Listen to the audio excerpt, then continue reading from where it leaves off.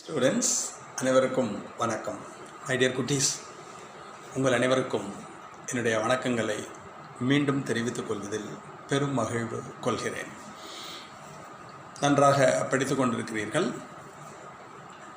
அதில் நான் நடத்தி வருகின்ற பாடங்களில் டார்வினின் கோட்பாடு அப்படிங்கிறத பற்றி பார்த்தோம். அந்த டார்வினின் கோட்பாட்டோட கண்டினியூவேஷன், இன்ட்ரடக்ஷன் மட்டும் போன கிளாஸில் பார்த்தோம். அதோட கண்டினியூவேஷனை பார்க்கலாம்.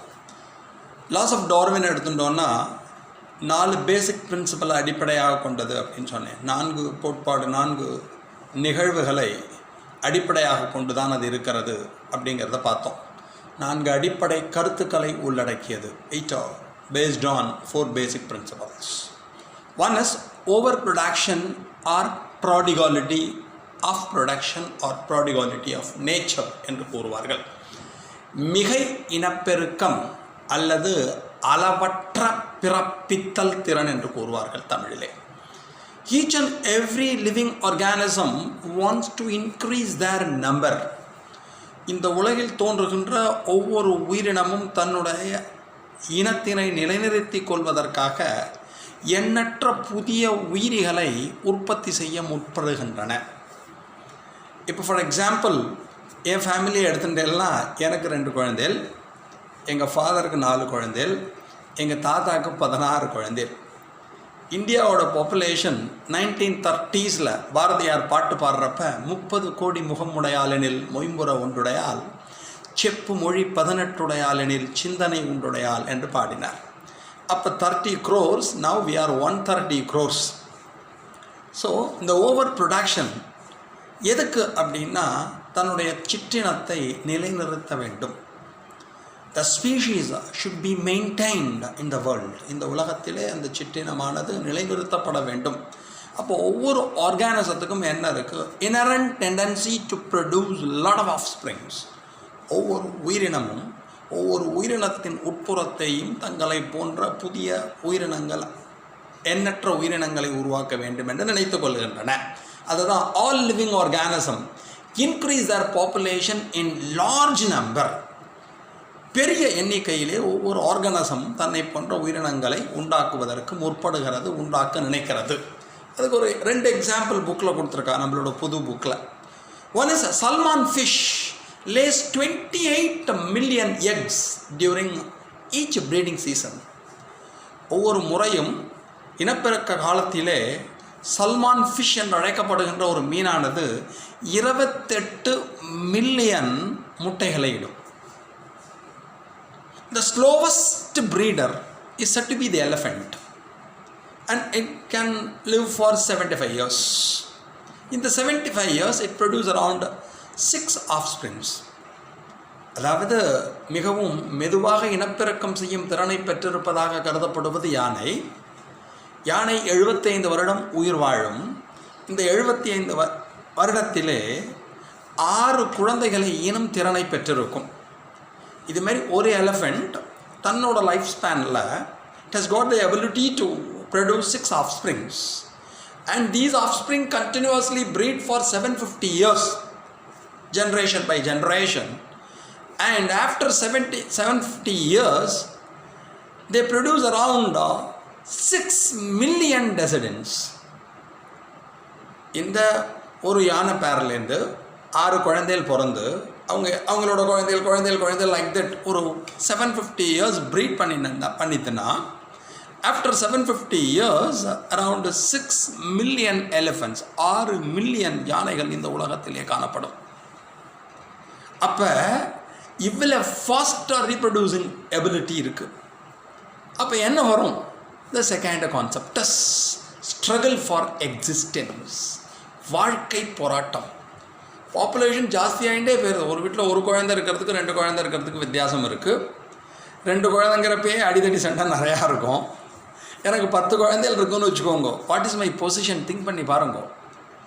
அது ஃபுட்டு தரது ப்ராப்ளம், ஷெல்டர் தரது problem, then mate is the problem.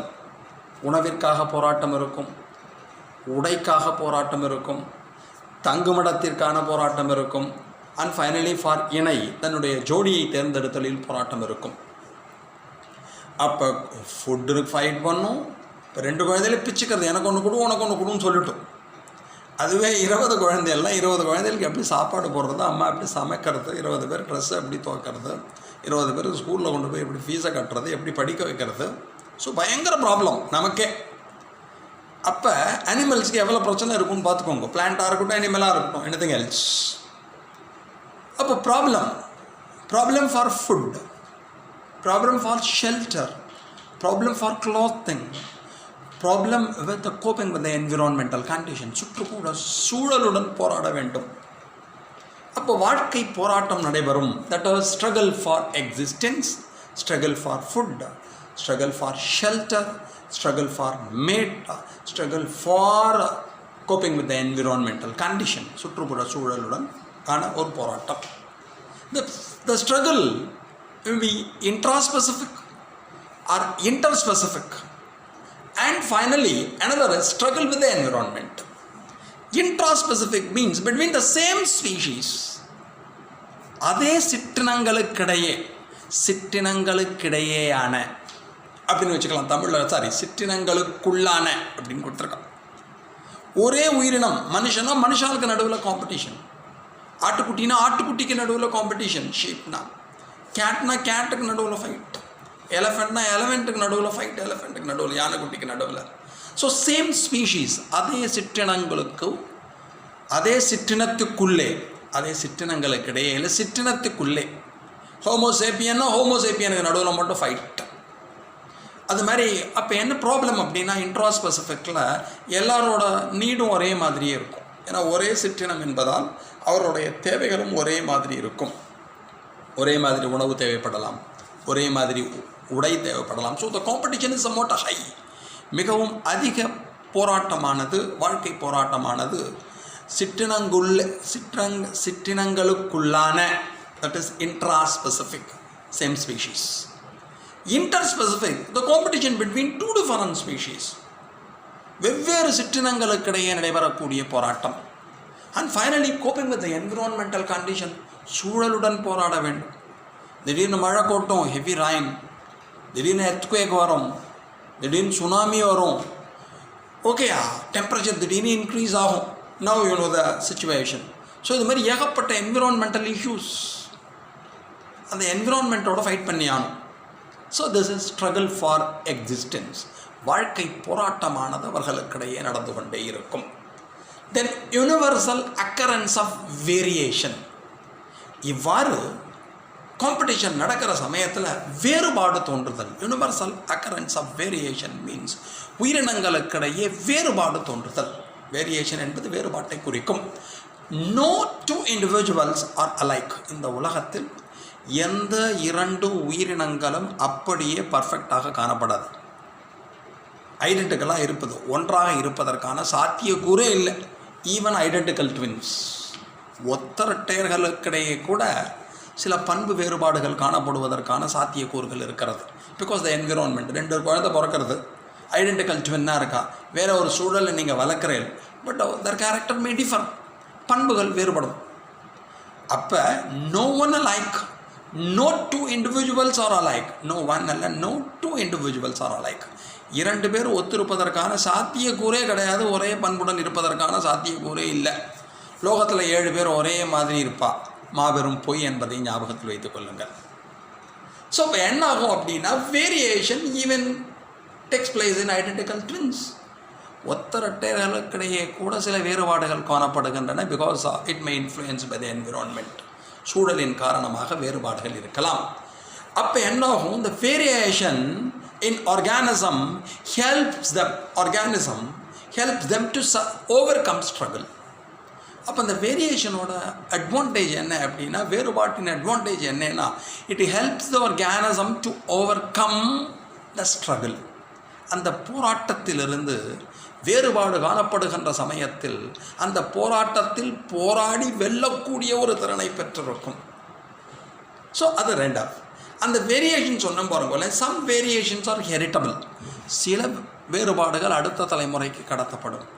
Some variations are non heritable. சில வேறுபாடுகள் கடத்தப்படாது. The useful variations are inherited to the subsequent generation. எந்த வேறுபாடானது அந்த உயிரினத்திற்கு பலனை அளிக்கிறதோ அந்த வேறுபாடு கண்டிப்பாக அடுத்த தலைமுறைக்கு கடத்தப்படும். So the variation, the useful variations are inherited to the subsequent generations. And finally, origin of species by natural selection. Actually it is natural selection, இயற்கை தேர்வு.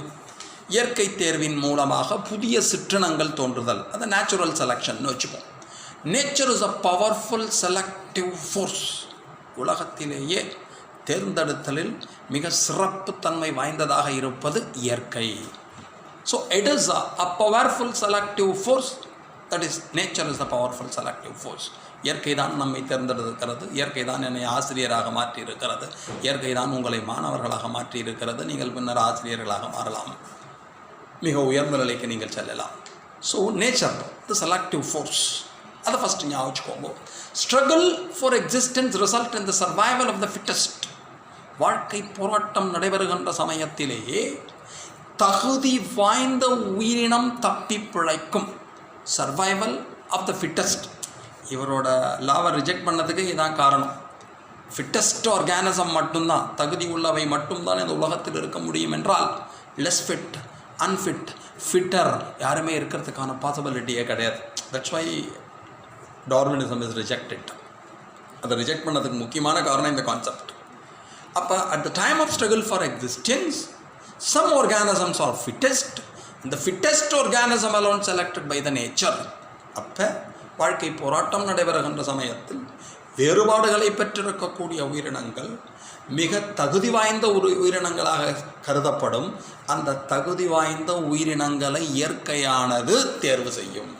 Fittest organism alone selected by the nature is said to be natural.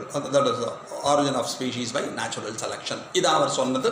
இப்போ நம்ம யாரும் ஒத்துக்க முடியாது, because fitter எல்லாருமே இருக்கிறதுக்கான possibility உண்டு. And finally we come to objection to Darwinism. டார்வினிசத்தை ஏன் ஒத்துக்கொள்ளவில்லை, அதுக்கும் சில மறுப்புகள் வந்தன. ஒத்துக்கொள்ளாமல் இருந்ததுக்கான ரீசன்ஸ்லாம் சொல்லியிருப்பாங்க. One is he failed to explain the reasons for variation. வேரியேஷன்னு சொன்னார், வேறுபாடுகள்னு சொன்னார். எப்படி வேரியேஷன் வருது? how variation come in organisms? அப்போ என்ன பண்ணிட்டார்? he failed to explain the reason for variation. வேறுபாட்டிற்கு என்ன காரணம் என்பதை அவர் விளக்கவில்லை. இது 1839 என்னதை விளக்க முடியும்? அப்போலாம் மியூட்டேஷன் தெரியாது அவங்களுக்கு மியூட்டேஷனை தவிர கிராசிங் ஓவர் தெரியாது. now we know the reason for variation. Mutation responsible for variation, crossing over is responsible for variation. குறுக்கே களத்தினால் வேறுபாடுகள் தோன்றும், திடீர் மாற்றத்தினால் வேறுபாடுகள் தோன்றும், நமக்கு தெரியும். அந்த காலத்தில் அவருக்கு பாசிபிலிட்டி இல்லை, எக்ஸ்பிளைன் பண்ணலை. Second is he explains survival of the fittest, not the arrival of the fittest. survival of the fittest தகுதி வாய்ந்த உயிரினங்கள் தப்பி பிழைக்கும்னு அவர் சொன்னார். arrival of the fittest, how the fittest organism comes. Survival of the fittest okay, தகுதி வாய்ந்தவை தப்பி பிழைக்கும். அவை எவ்வாறு வந்தன? How the arrival of the fittest organism takes place என்பதை பற்றி அவர் சரியாக கருத்து கூறவில்லை. அதனால் அதை ஒத்துக்கல நிறையா பேர். Third is he discussed on small fluctuating variation that are mostly non-heritable. அவர் உயிரினங்களில் நடைபெறக்கூடிய சிறிய வேறுபாடுகளை பற்றி மட்டும்தான் கூறினார். அந்த சிறிய வேறுபாடுகள் பொதுவாக அடுத்த தலைமுறைக்கு கடத்தப்படாது. ஸோ ஸ்மால் வேரியேஷன்ஸ் இந்த ஆர்கானிசம்ஸ் அதை பற்றி நிறையா டிஸ்கிரைப் பண்ணார். அது மாதிரி இருக்கிறதுலாம் இட் இஸ் நான் ஹெரிட்டபிள், பொதுவாக அடுத்த தலைமுறைக்கு கடத்தப்படாது. அதனால் அவங்க அக்செப்ட் பண்ணிக்கல. Next is did not distinguish between somatic and germinal variations. உடல் செல்களில் ஏற்படக்கூடிய வேறுபாடுகளை பற்றியும் இன செல்களில் ஏற்படக்கூடிய வேறுபாடுகளை பற்றியும் அவர் தனித்து விளக்கவில்லை. Because somatic variations are non-heritable, germinal variations are heritable. உடல் செல்களில் தோன்றக்கூடிய மாற்றங்கள், வேறுபாடுகள் அடுத்த தலைமுறைக்கு கடத்தப்படாது. இன செல்களில் ஏற்படக்கூடிய மாற்றங்கள் அடுத்த தலைமுறைக்கு கடத்தப்படும். he doesn't distinguish. இரண்டிற்கும் உள்ள வேறுபாடுகள் என்ன, அதெல்லாம் அவர் எக்ஸ்பிளைன் பண்ணலை. and finally he could not explain about the vestigial organs and finally very important, over specialization அப்படிங்கிறது அளவுக்கு அதிகமான சிறப்பு பண்புகளை பெற்றிருத்தார். வெஸ்டீஜியல் ஆர்கன், எச்ச உறுப்புகளை பற்றி அவர் எதுவுமே சொல்லவே இல்லை. ஓவர் ஸ்பெஷலைசேஷன், சில உயிரினங்களில் சிறப்புத்தன்மையானது அதிகமாக காணப்படும். அதுவே அதுக்கு டெத்துக்கு காரணமாக போய்டும். ஓகே, அதனால் இந்த ஓவர் ஸ்பெஷலைசேஷனை பற்றியும் அதேமாதிரி எச்ச உறுப்புகள் வெஸ்டீஜியல் ஆர்கனை பற்றியும் அவர் அக்செப்ட் பண்ணிக்கல, எக்ஸ்பிளைன் பண்ணலை. ஸோ இதெல்லாம் ப்ராப்ளம், அவர்கிட்ட இருக்கக்கூடிய டிஃபெக்ட் மாதிரி சொல்கிறா. இதெல்லாம் அப்ஜெக்ஷனாக நிறையா சயின்டிஸ்ட் நம்மளுக்கு கிளப்பின்னுட்டோம். ஓகேயா, வேறு எதுவும் ஸ்பெஷலாக இல்லை. இந்த 4 கான்செப்டை மறந்துடாதீங்கோ. ஓவர் ப்ரொடக்ஷன், மிக இனப்பெருக்கம். ஸ்ட்ரகிள் ஃபார் எக்ஸிஸ்டன்ஸ், வாழ்க்கை போராட்டம். அக்கரன்ஸ் ஆஃப் வேரியேஷன், வேறுபாடுகள் தோன்றுதல். Fittest organism alone selected by the nature, தகுதி வாய்ந்த உயிரினங்கள் தப்பி பிழைக்கும், அவை இயற்கையினால் தேர்ந்தெடுக்கப்படும். Thanks a lot for hearing. Thank you.